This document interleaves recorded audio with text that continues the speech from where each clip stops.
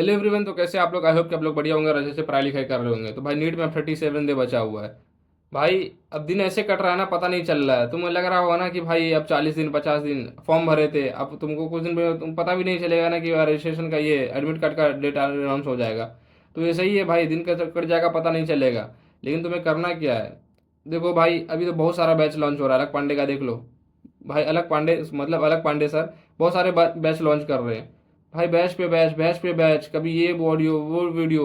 एक बच्चा देखो उसी ट्रैप में फंस चुका है। उस बच्चे का कमेंट आया मुझे, तो कह रही भैया मेरे 12th में मुझे कंपटीशन के बारे में कुछ पता नहीं है। ठीक है, मैं कमेंट ऐड कर रहा हूँ, तुम लोग देख लेना। और मैंने पीडब्ल्यू का यकीन बैच ले लिया है, पर वो 15 मई से स्टार्ट होगा। अब मुझे समझ नहीं आ रहा कि मैं कैसे पढ़ूँ हिंदी से इंग्लिश में प्लांट फिजियो। तो पहली बात मैं तुम्हें बता दूं यार, कि भाई नीट में कंपटीशन नाम का चीज़ कुछ नहीं है, सिर्फ ये भीड़ है। तुम्हें लगता है ना भाई, कोई भी अगर मतलब कि नॉन सीरियस बच्चा है और कोई भी नॉन सीरियस गार्जियन है जिसको पता नहीं है नीट के बारे में, उसको क्या लगता है कि 20 लाख बच्चे एग्जाम दे रहे हैं। 20 लाख बच्चे में तुम्हें बता दूं, 300 नंबर भी बच्चों का, आधा बच्चों का नहीं आता है। आधो बच्चों का बता रहा हूँ, आधो बच्चों का। यानी कि 70% 50% बच्चा जो है ना, 300 नंबर के नीचे ही रहता है, याद रखना। 400 नंबर की भी बता दूं, 400 नंबर में तो सब खेला खत्म हो जाता है। समझ गए? तो एक्चुअली कंपटीशन जो है ना, 50,000 60,000 1 लाख 2 लाख बच्चों का है। तो यानी कि 20 लाख बच्चे, कभी सोच के मत आना कि यार 20 लाख बच्चे कंपटीशन दे रहे हैं, इससे सोच के मतलब कि नहीं होता है। ठीक है, तो पहली बात तो ये हो गया, कंपटीशन 20 लाख बच्चों का है ही नहीं कभी। 20 लाख बच्चे का कंपटीशन होता ना, एग्जाम का खेला ही खत्म हो जाता है भाई। तो 20 लाख बच्चों का कंपटीशन नहीं है, ये कंपटीशन सिर्फ 1 से 2 लाख बच्चों का है। बाकी 20 लाख तो भीड़ है, 18 लाख भीड़ है, 17 लाख भीड़ है भाई। क्योंकि यार देखो, नीट ऐसा एग्जाम है ना, अब इससे सारे चीज़ का एडमिशन होता है। पैरामेडिकल कोर्स हो गया, बहुत सारा कोर्स हो गया, अब सब नीट के थ्रू ही हो रहा है, इसीलिए बच्चे फॉर्म भरते हैं। तो पहली बात तो ये हो गया। दूसरी बात हो गया ना भाई, तुम्हें हिंदी से इंग्लिश में आना ही नहीं था। हिंदी से इंग्लिश में तुम्हें नहीं आना था, क्योंकि यार अगर तुम जिस लैंग्वेज में शुरू से पढ़ी हो तो तुम्हें उसी में पढ़ना था ना यार। अब तुम्हें बहुत ज़्यादा दिक्कत होगा, पता है।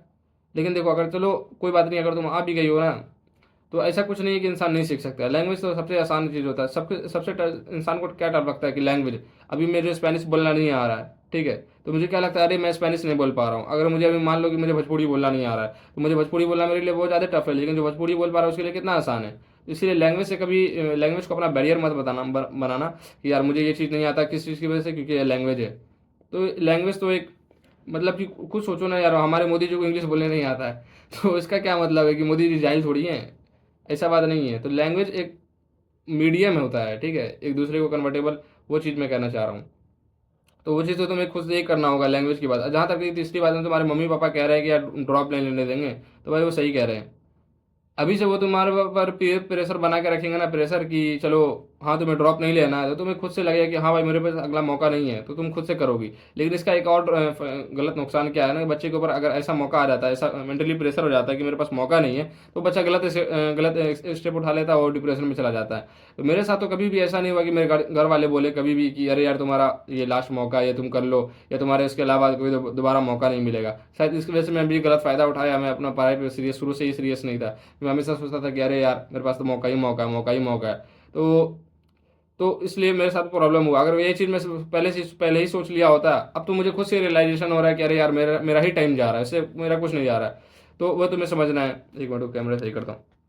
हाँ, तो तुम्हारे घर घर वाले कह रहे हैं ना, तो उसका पॉजिटिव साइड भी या नेगेटिव साइड भी। पॉजिटिव साइड ये है कि तुम्हें ये समझना होगा कि हाँ मुझे, मेरे पास अगला ड्रॉप नहीं लेना, यही मेरा लास्ट ड्रॉप है।